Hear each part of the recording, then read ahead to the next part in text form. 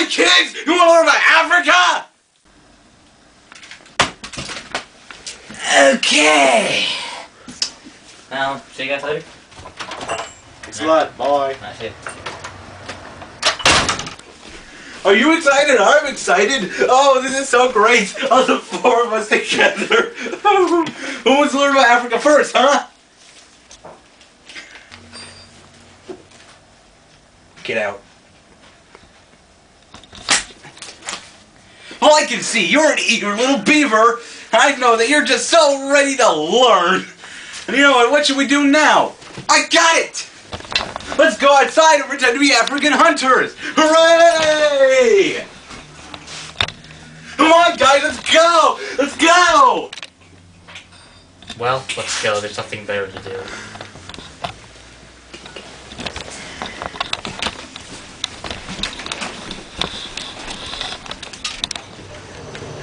Oh, it's such a lovely day to learn! Come on, kids! You don't want to be too slow! Weren't we gonna be hunters or something? Like, where are the guns? My, you've been playing too many violent video games, haven't you, young boy? Fed up with this world. Alright, young children, go on, take a seat, take a seat. We're all here to learn, and we're all gonna have fun. Let's see here. Africa. Can we go now? It's Saturday. I don't want to learn, and it's raining.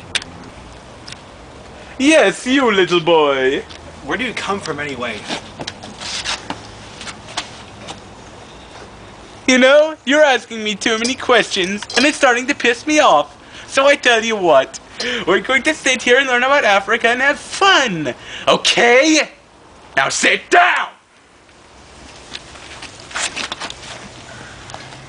Good. Let's continue. Ooh, African tribes. Oh, joy. See here, the Hasafulani tribe. It says here that men can marry several women, but women can only marry one man. Oh, that's so sad and so unfair. And the Igbo tribe has very large families, more than one wife, and arranged marriages. That's all I can take.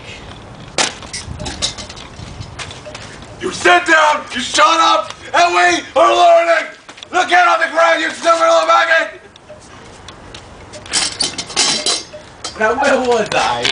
Yes. Now, would anyone in our lovely audience would like to read up where I left off? Boo! Oh, yes, the one in the gray sweatshirt with the square glasses.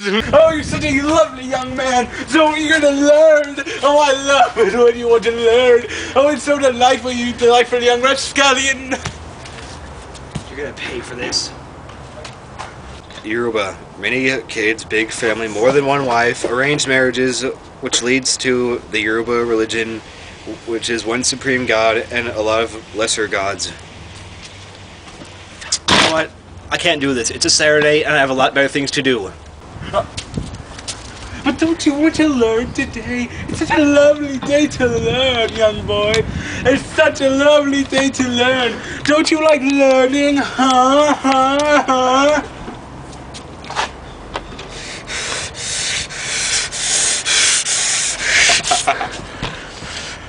I don't want to learn on a Saturday!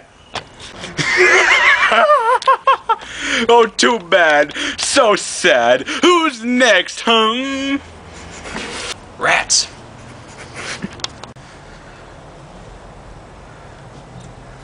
I will bury you. Oh, goody. I'm another eager little pupil, ready to read and learn. How I love reading and learning. Okay, the Igbo, they had... Igbo religion. Let's start again. The Igbo religion. In the Igbo religion, each person had a personal spirit, whatever that is, known as a chi. Now, the Hasafulani, they were Islamic, which means that they prayed 5 times a day, and for some reason had a connection to plants and animals. It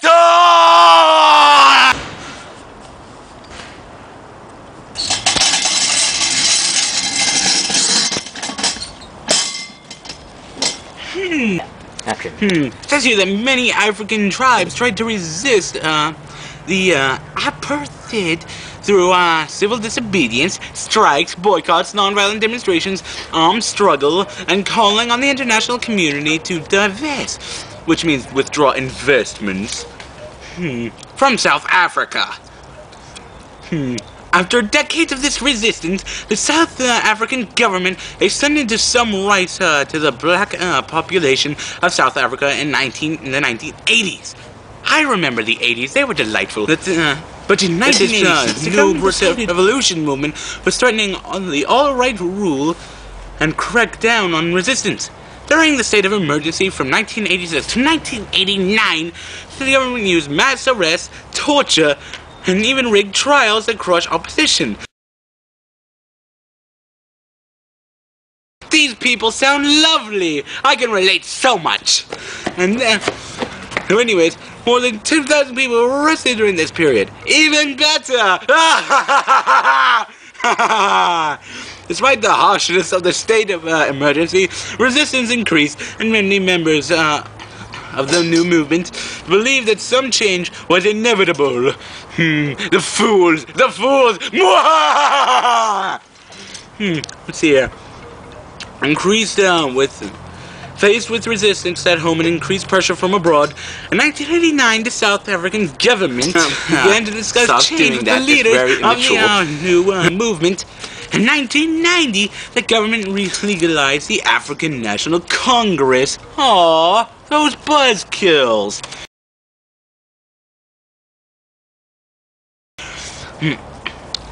So anyways, the government released the party's leaders from prison, and in 1991, negotiations between the government and the revolution leaders began. And Nelson Mandela, leader of the ANC, President de Klerk initiated talks between the two parties by releasing Mandela, who had been in prison almost 30 years.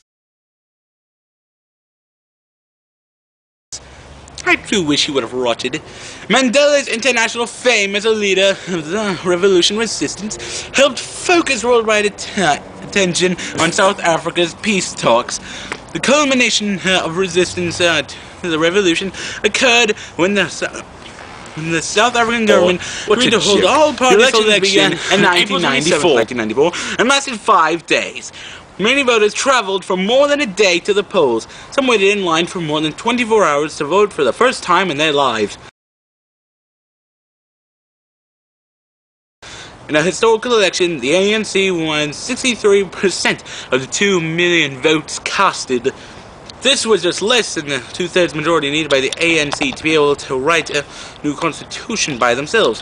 Instead, the ANC and other African parties agreed to write a new constitution together by May 1996. Allied alliance of parties, led by the ANC with Mandela as president, planned to rule South Africa in the interim. Despite the overthrow of the revolution in South Africa, the country still suffered from the majority of money, property, and high-level jobs were in the hands of the white minority. The most important and difficult task facing South Africa's new government was to create greater economic equality while maintaining the support of white South Africans. And that, my friend, is how the South was won. Boo! Can we please go now? We have more to learn! Screw you guys, I'm gonna go play some Sonic.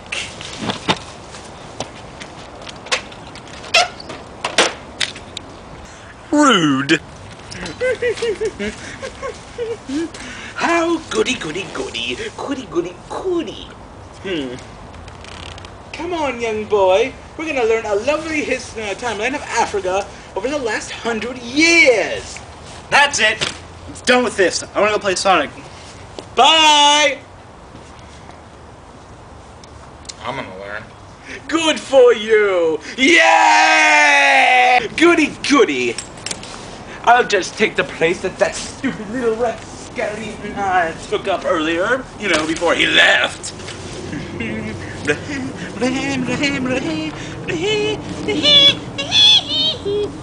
see here. In the Soweto Township, thousands of students peacefully protested the use of Afrikaans language in schools. The South African police responded by attacking the students, killing more than 700 people. They sound great, don't they? They sound like lovely people, don't they, huh? And so anyways, 1977, Stephen Biko, leader of the Black Conscious Movement, which emphasized positive black self-image and action, dies in prison after being brutally beaten by South African police. Don't you just love it when things like that happen? Isn't that lovely? Don't you just love that? That's so nice. Yeah, shut up. So it's Desmond Tutu in 84, an Anglican archbishop, wins the Nobel Peace Prize for his leadership as a spokesperson for the nonviolent Christian opposition to the revolution. The international community increases the economic and political pressure on the South African government. This, of course, is in 1984. The revolution protests in the United States and Europe forced banks and businesses to divest, withdraw investments from South Africa. That was in the 80s, of course. And then finally, in 1994, in South Africa's first ever all-race elections, Nelson Mandela, released from prison in 1990, is elected South Africa's first post-revolution president. His election marked the end of the revolution as an official segregationist state in South Africa. Wait a minute. So what do you think of that, eh? I don't want to learn.